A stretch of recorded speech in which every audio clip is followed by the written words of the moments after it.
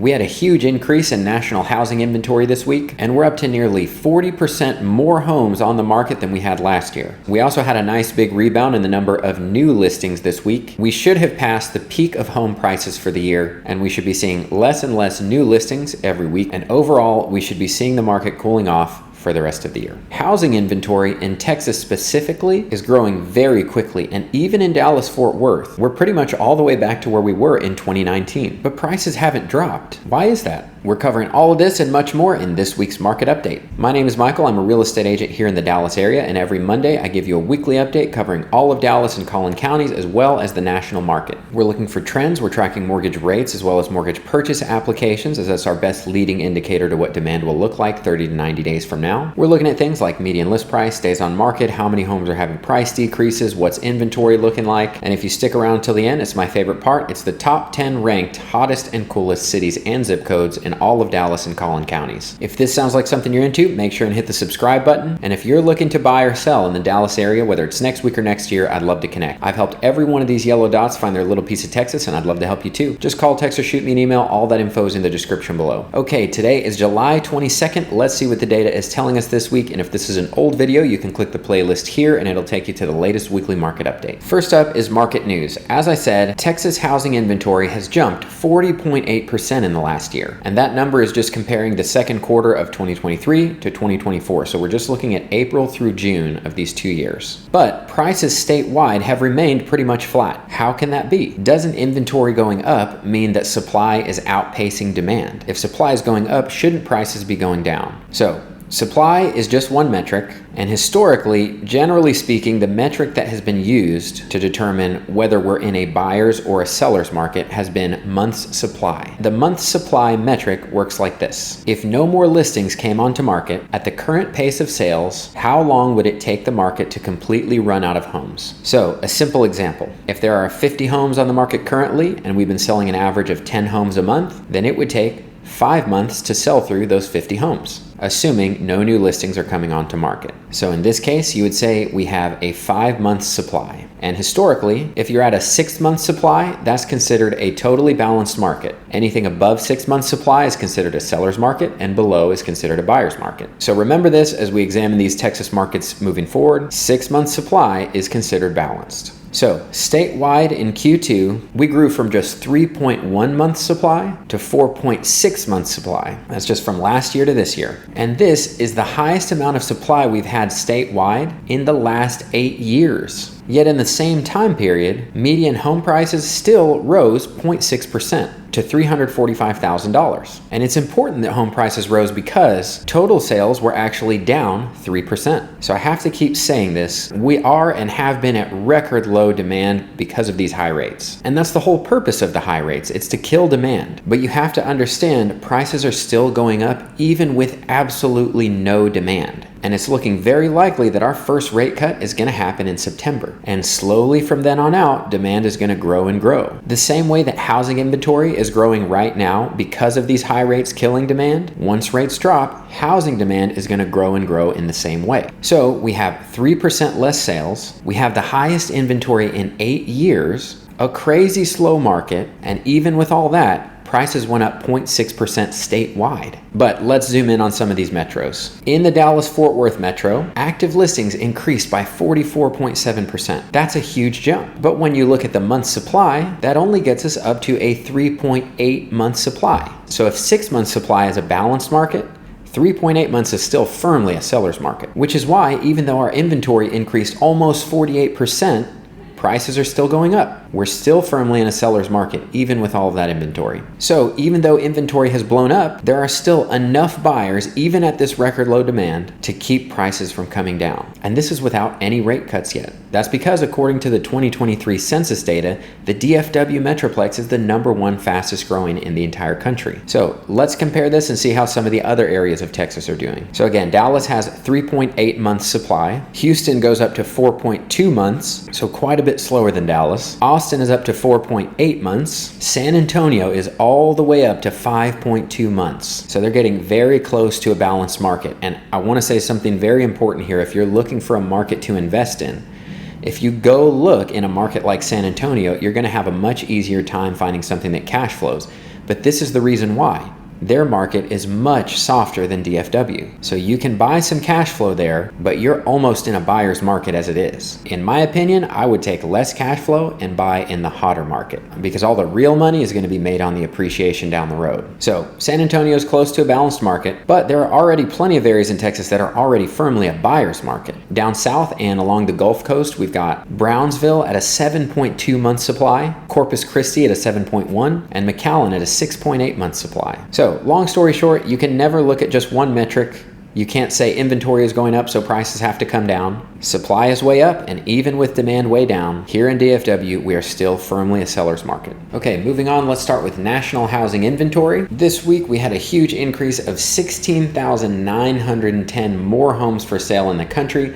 But if you'll remember, we actually had a loss of 1,120 homes last week, and all this weirdness is just due to that long 4th of July weekend.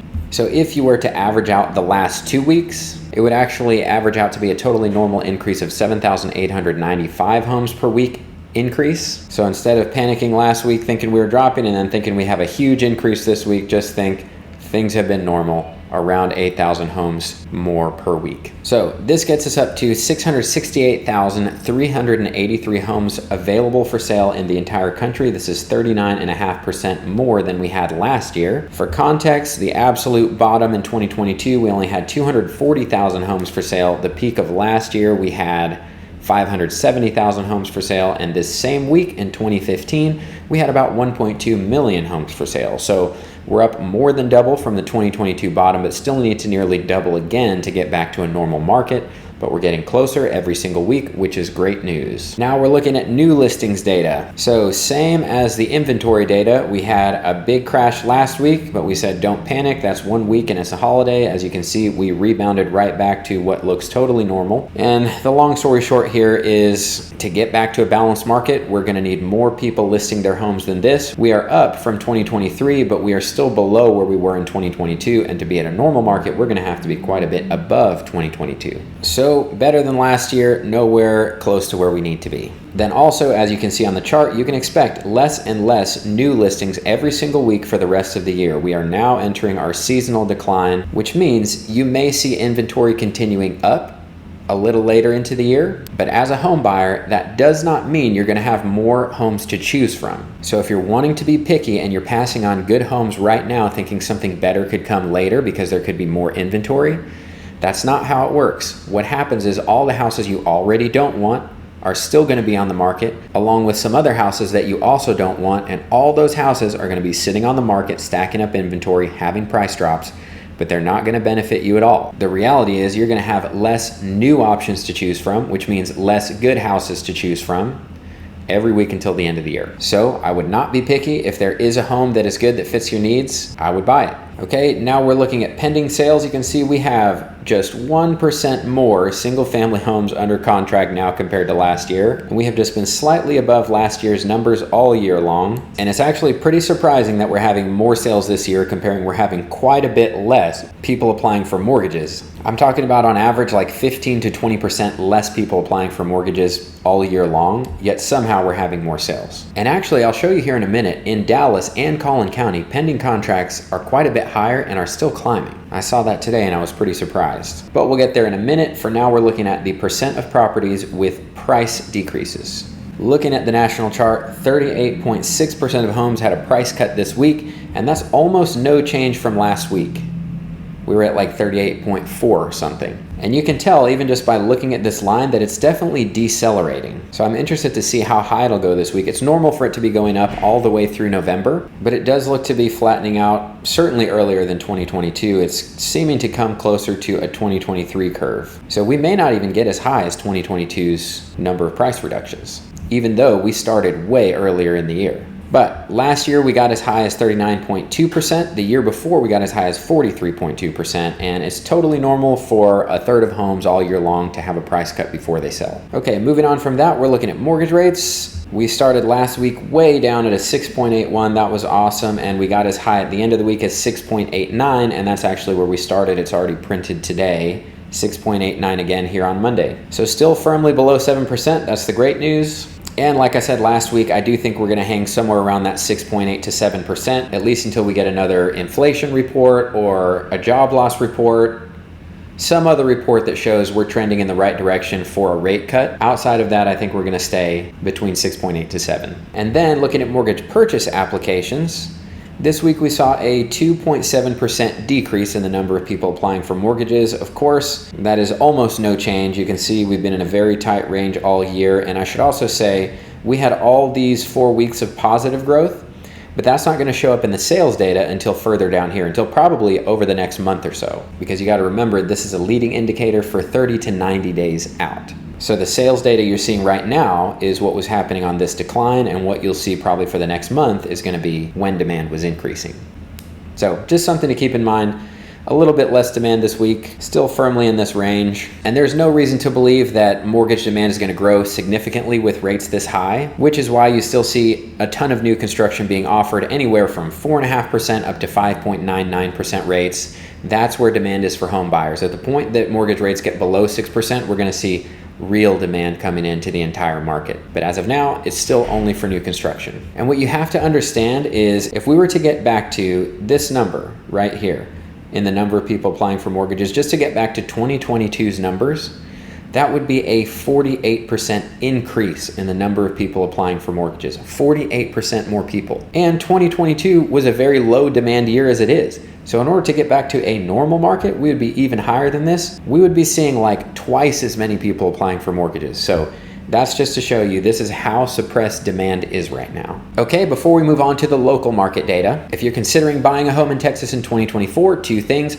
The first is, if you don't want to go broke buying a house, I've made a course for you, which includes a new and improved version of my Max Affordability Calculator with a budgeting feature where you'll input your actual numbers straight from your bank account to see what your actual spending habits are and how much you actually have to allocate towards a house, as well as how much house will that number get you here in Dallas in today's market. It's an absolute no-brainer for anyone who wants to have peace of mind about their purchase. And then number two, if you're not ready to buy yet but you want to be fully educated, I've made two courses, one for new construction, one for pre-owned homes. And those two things are totally different. Different contracts, different deposits, different inspections. So make sure you pick the one that you're leaning most towards. So if you're interested in any of that, all of the links are in the description below. Okay, moving on to the local markets, starting with the MLS data in Dallas County. We had 586 new listings. That's 58 less than last week. 344 closings. That's 20 more than last week. Of the homes that closed, 86 were immediate sales, meaning they contracted within the first week. That's 3 more than last week. 304 went under contract. That's 20 less than last week. In total, there are 2,224 homes either under contract or in pending status. That's 54 less than last week. Moving on to Collin County, we had 473 new listings. That's 48 less than last week. So quite a few less listings in both Dallas and Collin County this week. They had 251 closings. That's only 1 more than last week. 65 immediate sales, also only 1 more than last week. 222 went under contract. That's 49 more than last week. In total, there are 1,895 homes either under contract or in pending status. That's 36 more than last week. So in general, we saw less listings, we saw more closings, and we saw more contracts. That's not what you typically see when the market is cooling off, but again, that's just 1 week data, so we'll see how it looks moving forward. Okay, moving on to the Market Action Index. If you've never seen it, the Market Action Index takes all of this info into account and puts it into one easy to read graphic with a number. Anything a 30 or below is a buyer's market. Anything above a 30, we're asking how much of a seller's market are we in?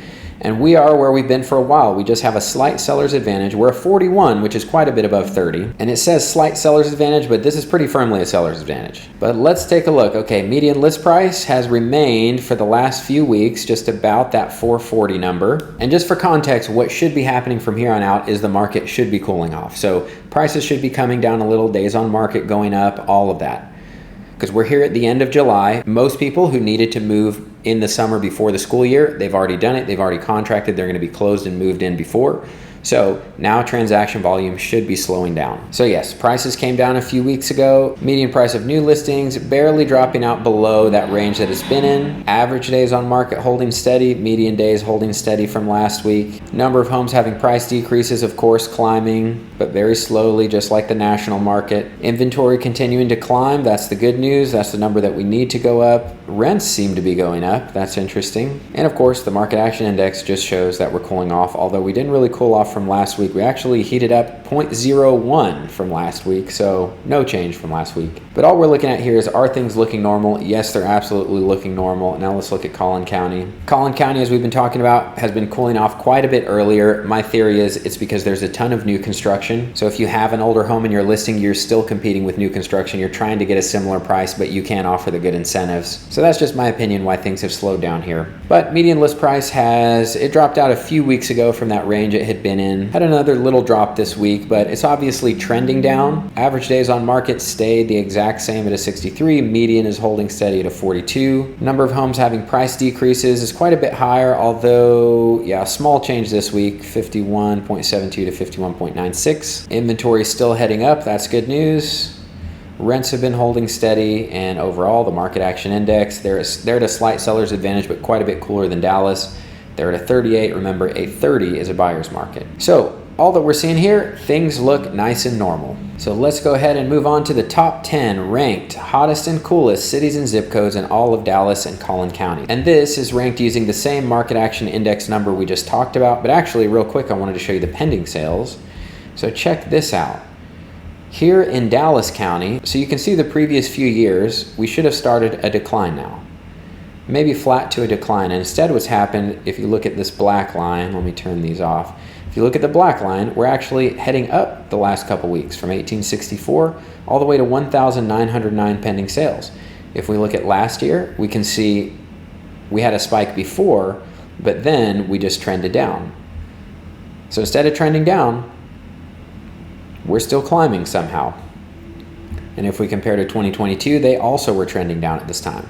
And then looking at Collin County is trending up even harder. We went from 1533 up to 1638. And again, you can see in these two, they were already at least flat or trending down. So I'm very curious to see if that trend continues up or what's happening there. But increase in pending volume is not what cooling markets look like. So yes, that will definitely be something to watch in the coming weeks. All right, looking at the absolute hottest cities, Carrollton and Louisville remain in their number 1 and 2 spots. Lancaster heats up 2, Ferris heats up an astounding 5 spots. Just that little tick up puts them ahead of all these other cities. So they heated up 5 spots. Grapevine cools off 2, Plano heats up 2, Coppell cools off 3, Richardson cools off 2, Garland cools off 1, and Duncanville remains at the number 10 spot. So those are the hottest cities. Then we like to zoom in on the zip codes. The absolute hottest at a 65.46 is Carrollton 75007, then Carrollton 75010,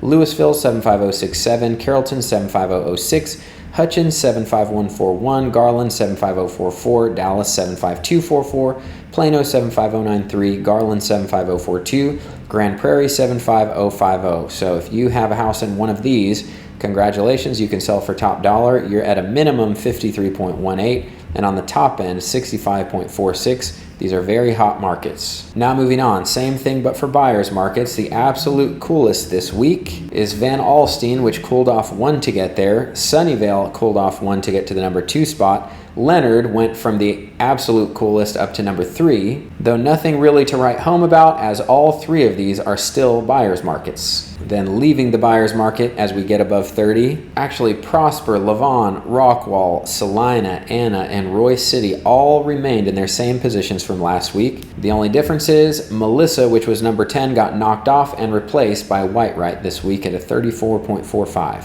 Then looking at the coolest zip codes, we start with Van Alstyne 75495, Sunnyvale 75182, Leonard 75452, Mesquite 75181, Prosper 75078, Lavon 75166, Dallas 75205, Rockwall 75087, Salina 75009, and Dallas 75209. As always, if you're looking to buy or sell in the Dallas area, whether it's next week or next year, I'd love to connect. Call, text, or shoot me an email. All that is in the description below. Thank you for watching, and I'll see you in the next video.